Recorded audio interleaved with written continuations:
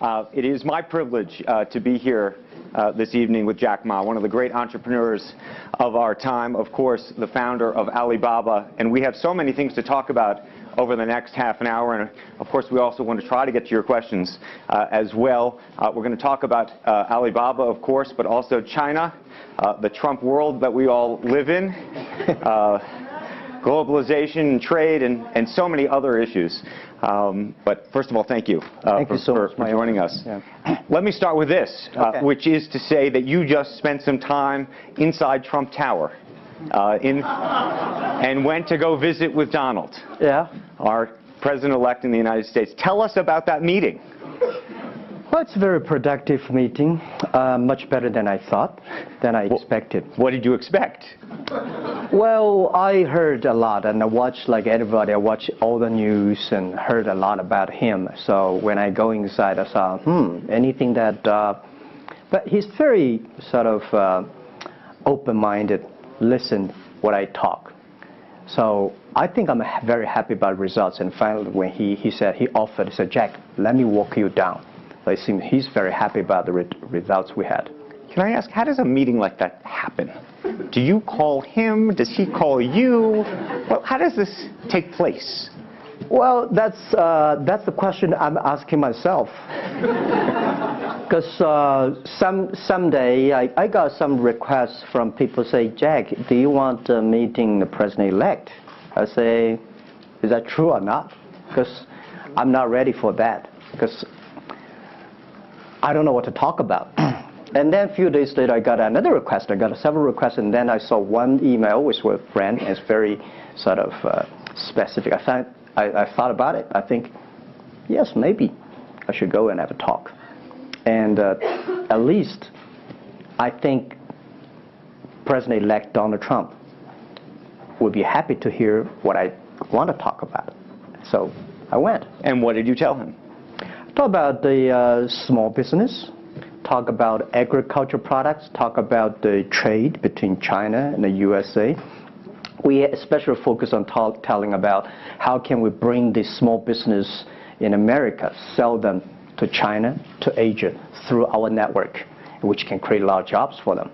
And you committed to create what you say is going to be 1 million jobs in the United States over the next 5 years. Yeah. Now, that's not 1 million jobs that Alibaba itself, but you're not hiring 1 million people. No, we totally, Alibaba employee put together is like 45,000 people. We cannot hire 1 million. I cannot imagine I can manage 1 million people.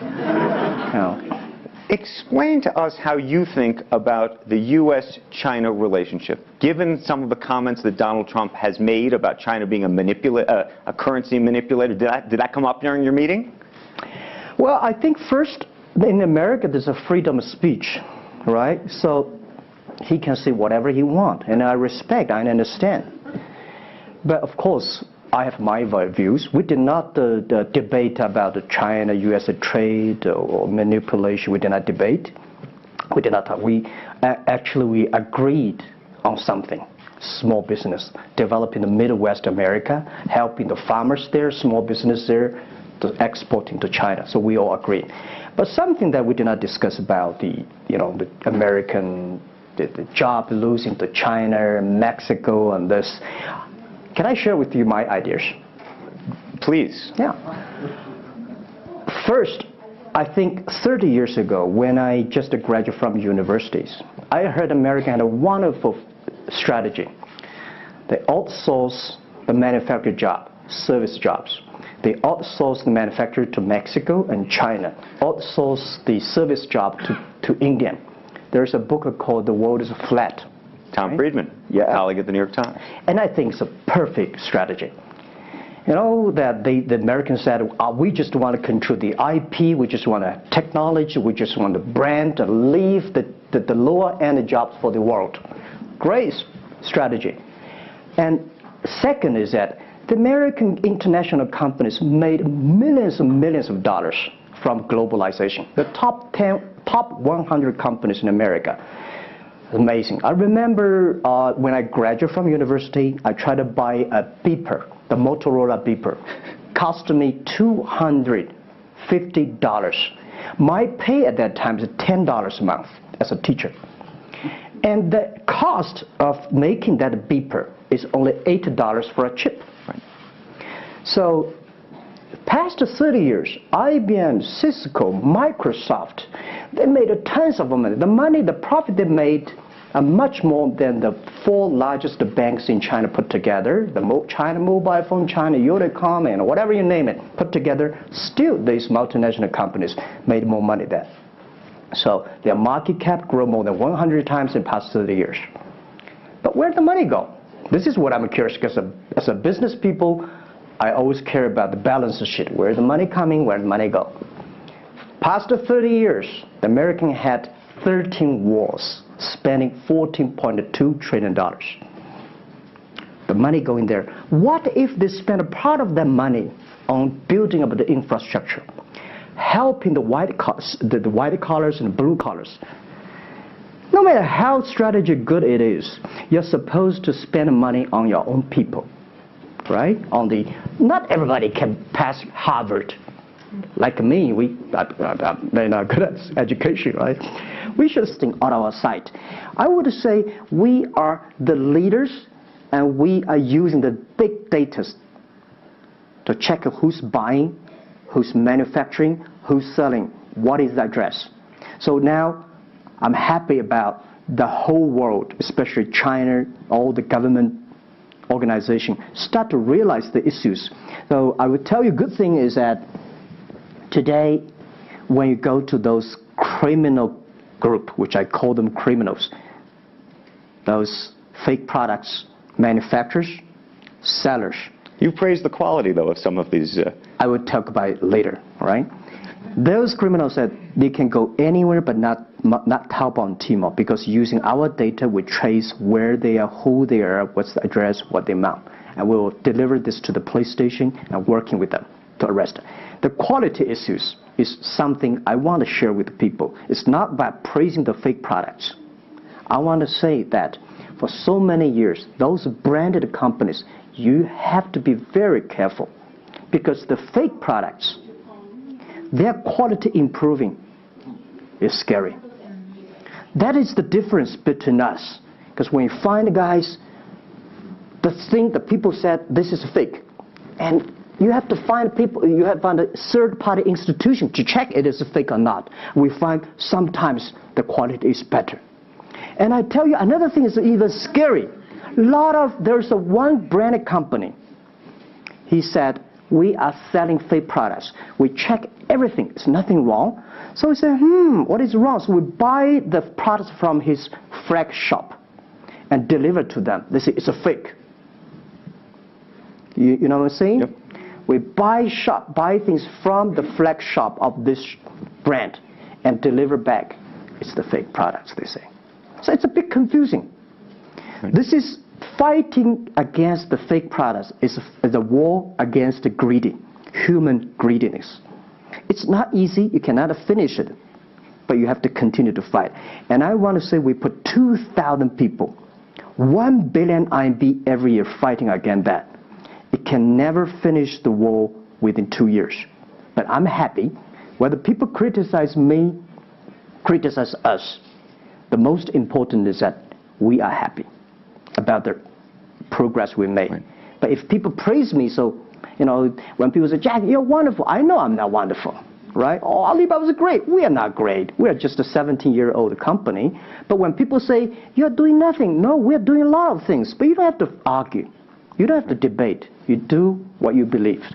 One of the things you mentioned was using big data on the piracy side, but the other thing that you're using a lot of that big data to do is provide credit and effectively banking the unbanked.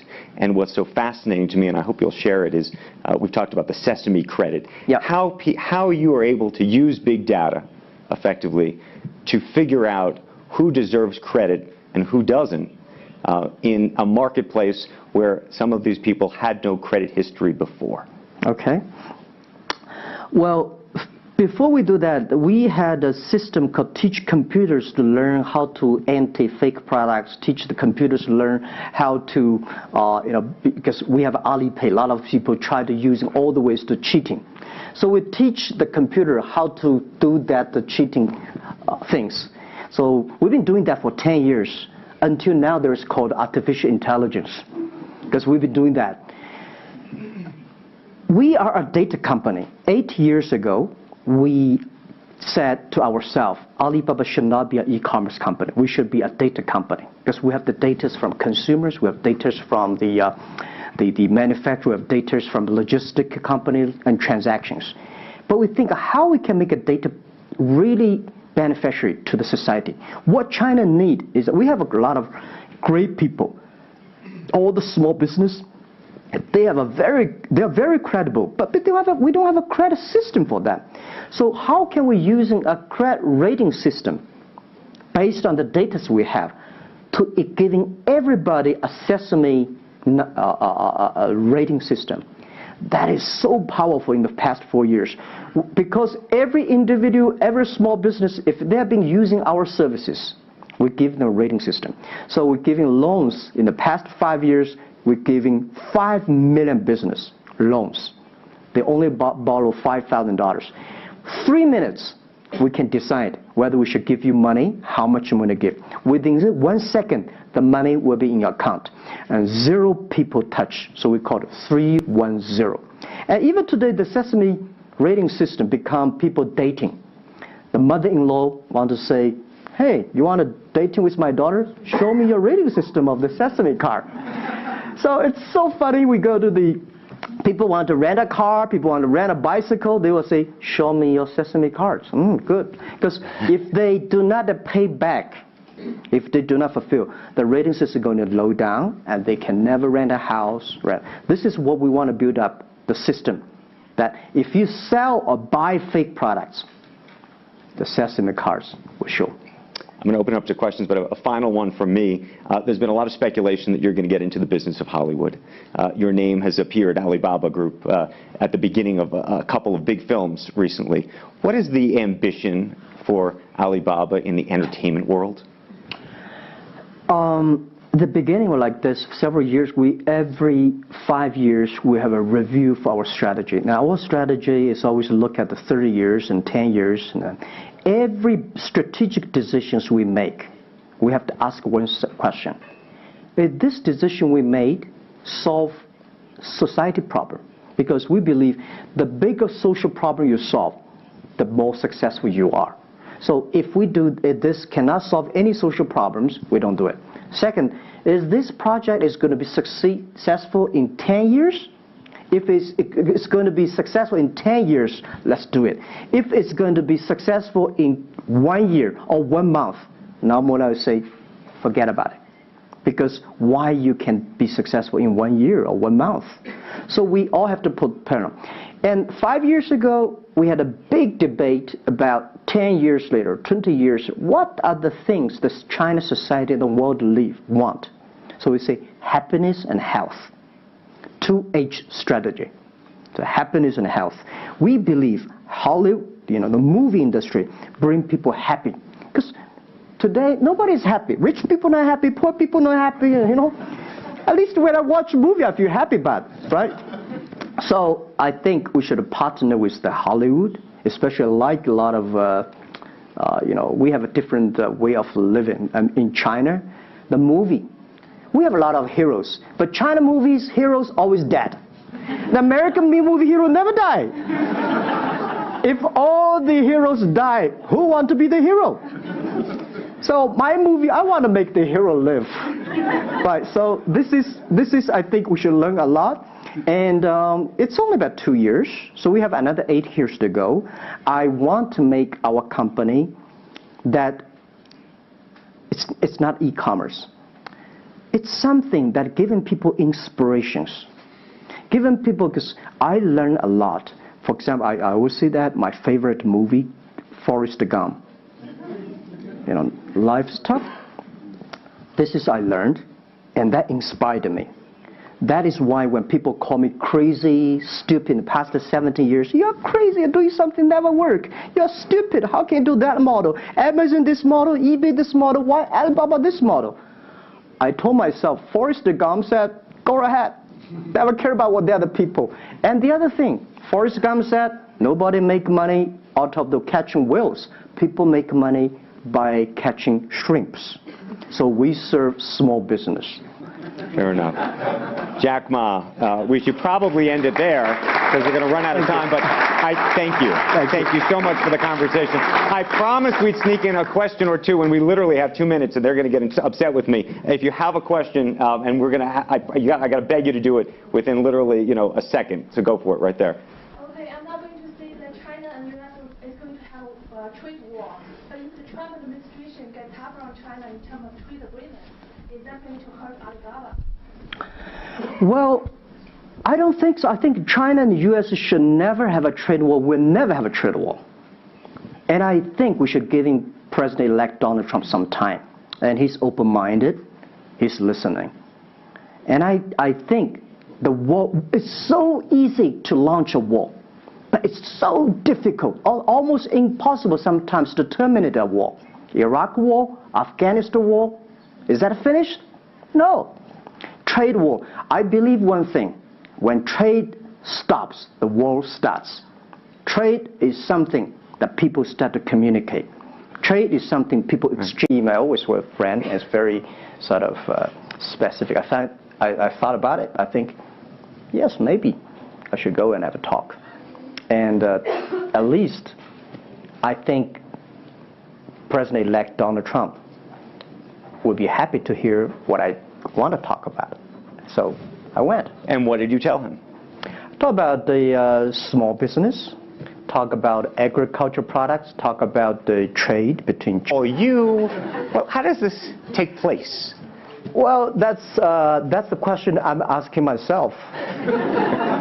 Because someday I got some requests from people say, Jack, do you want meeting the president-elect? I say, is that true or not? Because I'm not ready for that. Because I don't know what to talk about. And then a few days later, I got another request. I got several requests, and then I saw one in trade and so many other issues. But first of all, thank you, for joining us. Yeah. Let me start with this, which is to say that you just spent some time inside Trump Tower and went to go visit with Donald, our president-elect in the United States. Tell us about that meeting. Well, it's a very productive meeting, much better than I thought, than I expected. What did you expect? Well, I heard... It is my privilege to be here this evening with Jack Ma, one of the great entrepreneurs of our time, of course, the founder of Alibaba. And we have so many things to talk about over the next half an hour. And of course, we also want to try to get to your questions as well. We're going to talk about Alibaba, of course, but also China, the Trump world that we all live in, globalization. A lot, and I watch like everybody. I watch all the news and heard a lot about him. So when I go inside, I saw, anything that... but he's very sort of open-minded, listen what I talk. So I think I'm very happy about results. And finally, when he said, he said, Jack, let me walk you down. So it seems he's very happy about the results we had. Can I ask, how does a meeting like that happen? Do you call him? Does he call